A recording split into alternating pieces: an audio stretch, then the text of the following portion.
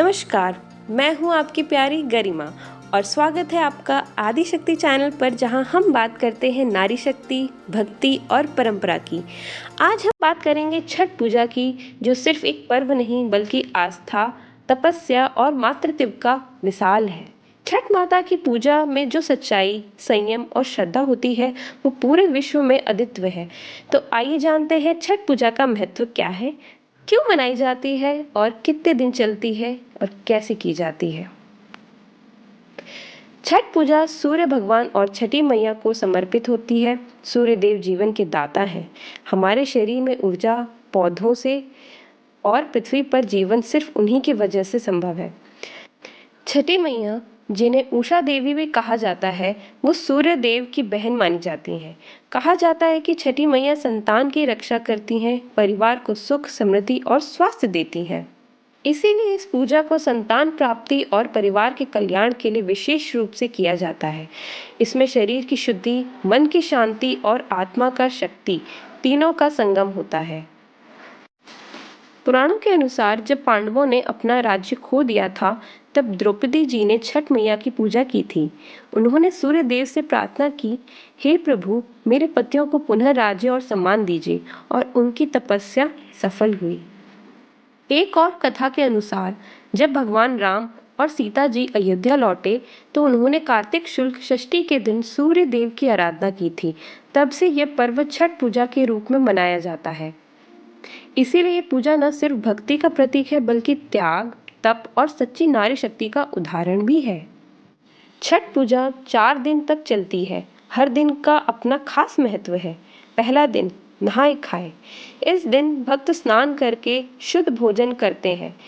उस दिन चावल, चना दाल और लौकी की सब्जी बनाई जाती है। घर की सफाई होती है और पवित्रता रखी जाती है। दूसरा दिन, खरना। इस दिन पूरा दिन व्रत रखा जाता है और शाम को गुड़ की खीर और रोटी का प्रसाद बनाया जाता है।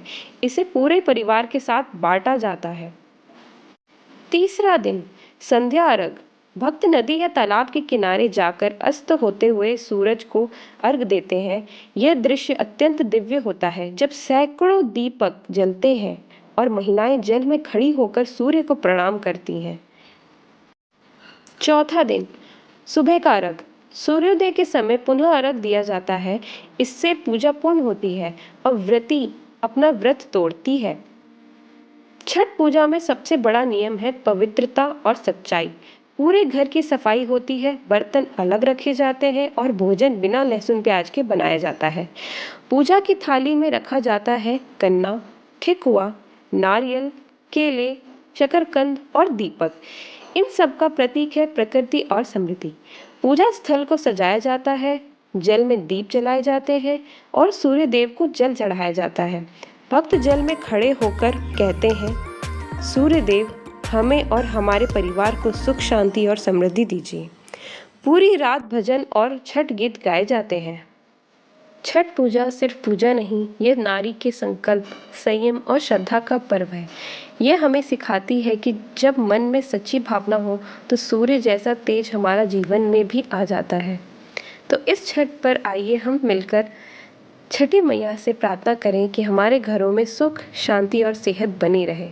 जय छठी मैया, जय सूर्य भगवान।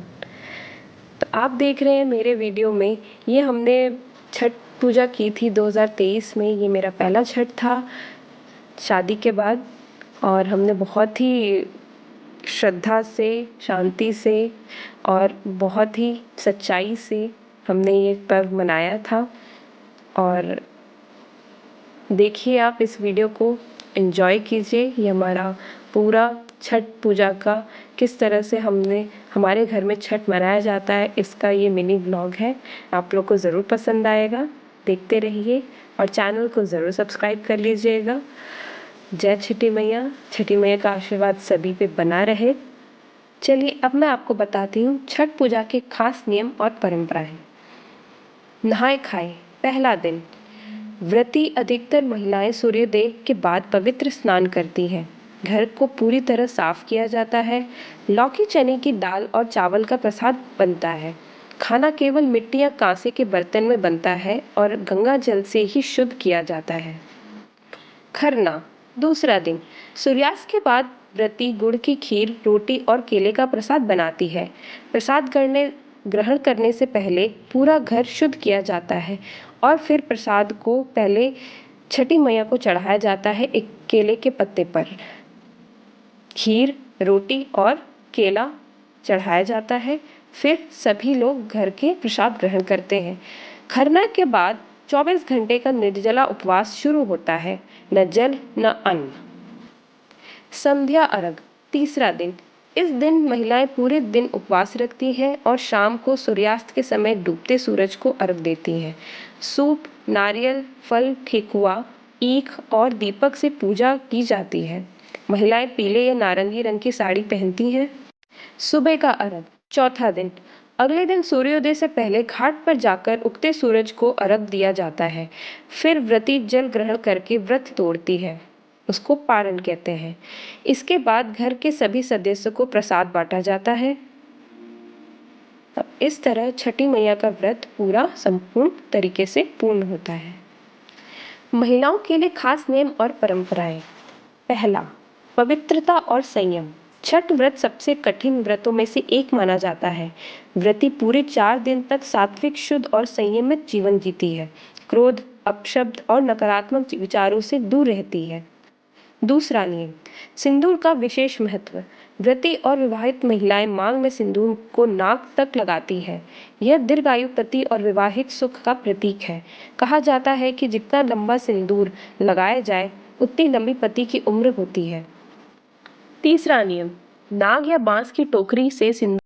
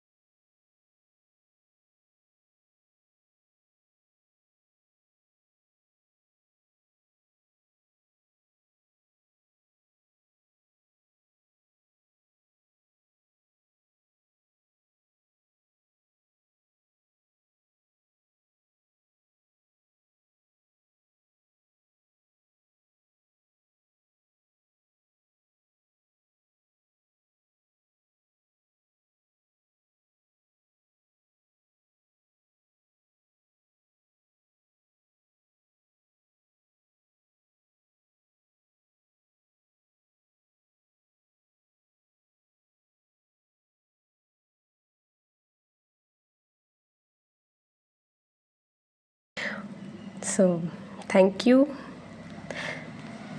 For watching. अभी आप देख रहे हैं मेरे पतिदेव यहाँ पे हवन कुंड में सामग्री डाल रहे हैं। यहाँ मैं हवन में सामग्री डाल रही हूँ और उनको प्रणाम करके अब मम्मी से मैं आशीर्वाद लूँगी। और यहाँ पे हम अर्घ दे रहे हैं और उनको दूध चढ़ा रहे हैं। और यहाँ पे मम्मी घाट पर खड़े होकर उनसे आशीर्वाद लेते हुए अब मम्मी मेरे को सिंदूर लगा रही हैं। जैसा कि मैंने वीडियो में बताया है कि ये छठ पूजा में नाक से सिंदूर किया जाता है। और छठ पूजा ही क्या, आप कोई भी पूजा या व्रत रखें तो महिलाओं को, जो विवाहित महिलाएं हैं, उन्हें हमेशा नाक से सिंदूर करनी चाहिए। इससे घर में सुख समृद्धि बनती है और पति की भी उम्र बढ़ती है। और आप जैसे देख ही सकते हैं कि यहाँ मम्मी जी और मैं हमने एक ही कलर की साड़ी पहनी है, रेड एंड वाइट। और हमारा ये रहता है कि हम हर छठ पूजा पे एक जैसा ही साड़ी पहने। शाम को भी हम सेम वायलेट कलर की साड़ी पहनी थी। Thank you for watching my video.